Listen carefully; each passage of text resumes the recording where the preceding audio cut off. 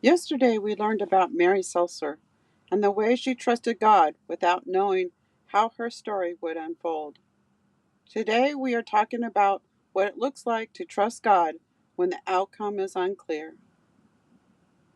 Trusting God is hardest when clarity is missing, not when everything is falling into place, not when the answers are obvious, but when you are doing what you believe is right and still do not know how it will turn out. Most of us say we trust God, but what we often mean is that we trust Him as long as we can see things where things are headed. We want to know how long the season will last. We want to know if the sacrifice will be worth it. We want to know whether staying, waiting, obeying, or letting go will eventually make sense. And when those answers do not come, something inside us begins to tighten. Not because our faith disappears, but because uncertainty makes us feel exposed. This is the quiet tension many people live with, doing their best to follow God while secretly wishing He would explain Himself a little more clearly. Trust is often misunderstood. We think trust means feeling calm.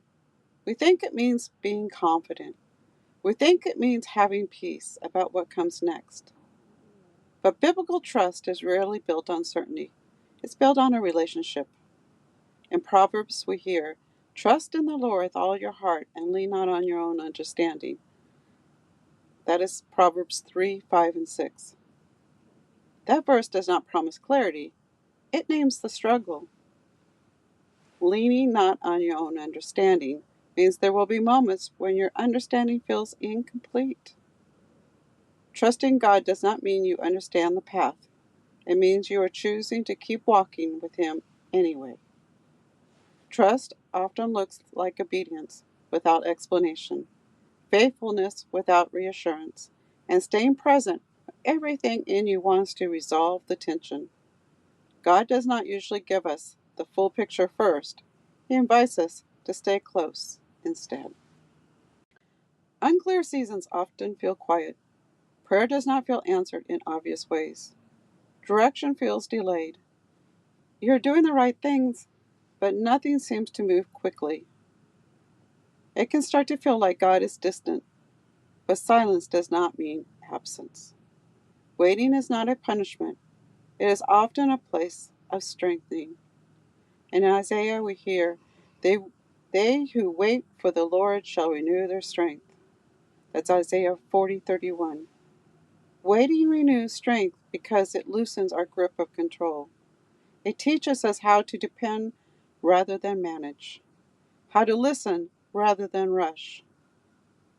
God often works beneath the surface long before anything changes on the surface. He shapes our trust while we wait for outcomes. And sometimes the greatest work He is doing is not around us, but within us. If you are in a season where the outcome is unclear, this does not mean you're doing something wrong. It means you are standing in a place where trust is being formed. You do not need certainty to remain faithful. You do not need answers to stay connected to God. You only need willingness. Willingness to keep showing up. Willingness to keep praying honestly. Willingness to take the next step without demanding the whole map. In Psalms, we hear, "Commit your way to the Lord. Trust in Him, and He will act." That's Psalms 37:5. Sometimes trust looks like one quiet yes today without knowing what tomorrow will require. God does not rush clarity. He walks with you through uncertainty. And if that is where you are right now, you are not alone. God is not asking you to figure everything out. He is asking you to stay with Him. That is enough for today.